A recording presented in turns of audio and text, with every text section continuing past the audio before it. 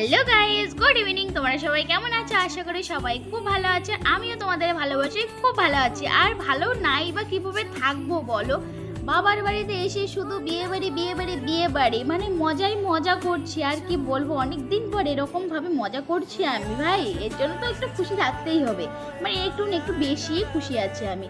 তারপরে সেজেগুজে একদম রেডি হয়ে টোটো করে সবাই মিলে, বাবা মা আমি তিনজনে মিলে সবাই মিলে চলে আসলাম বিয়ে বাড়িতে। আর বিয়েটা হচ্ছে বাড়িতে, হচ্ছে না বিয়ে না, সরি রিসেপশন পার্টি।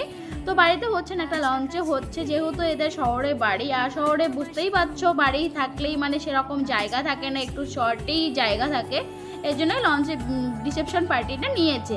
তারপরে আমরা চলে এসেছি, কিন্তু দেখো আমরা চলে এসেছি এত তাড়াতাড়ি চলে এসেছি যে একদম কেউ আসেনি, এখনো পর্যন্ত বউও আসেনি।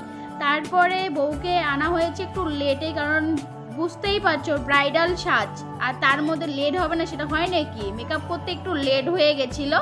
আর তারপরেই ফোন করে তবুও নিয়ে আসা হয়েছে। এই দেখো বৌদি চলে এসছে, আর আমার কিন্তু মাসি তো দাদার বিয়ে, তো বৌদি চলে এসছে।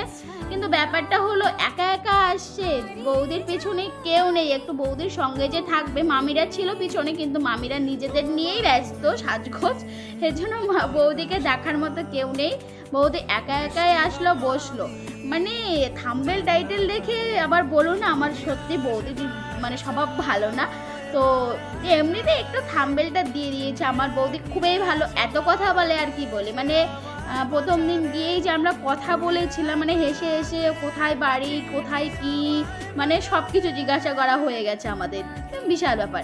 তারপরে দেখো ওখানে ফুচকা, মানে ফুচকা খেতে গিয়ে একটা ফুচকা খেয়ে 5 মিনিটও না বেশি, মনে হয় হবে 10-15 মিনিট হবে হয়তো দাঁড়িয়েছিলাম, কি আর বলি। তারপর ওখানে ফটো উঠলাম, তারপরে খেতে এসেছিলাম। খেতে আসার পর যেহেতু আমি একটু লেটে এসেছিলাম, তো সবাই বসে পড়েছে, আমার জন্য জায়গা নেই। তো একটা সিট ফাঁকা ছিল, ওখানে বসেছিলাম। তারপরে একা একা কি ভাল লাগে, মামাকে ফোন করে বললাম, মামা তুমি আমার জায়গায় বসো, আমি বোনের সঙ্গে বসবো। তারপরে আমি আমার মামার জায়গায় বসে পড়েছি, বোনের সঙ্গে বসলাম। তো এখানেও ফটো তুলছিলাম, মানে একটু ভিডিও করছিলাম।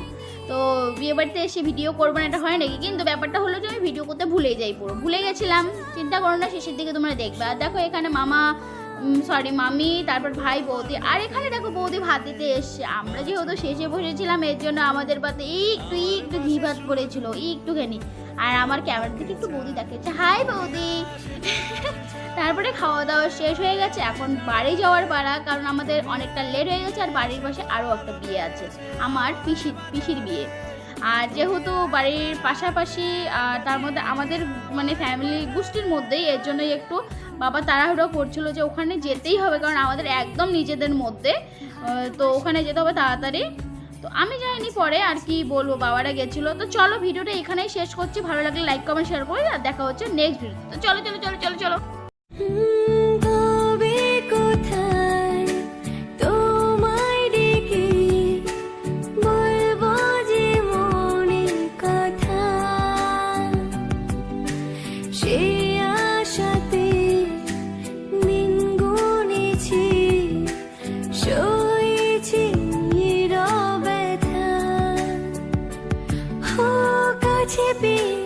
এমন আমার তোমাকে শোনাতে চাই, ভালোবাসি তোমায়, ভালোবাসি তোমায়, ভালোবাসি তোমায়, ভালোবাসি তোমায়।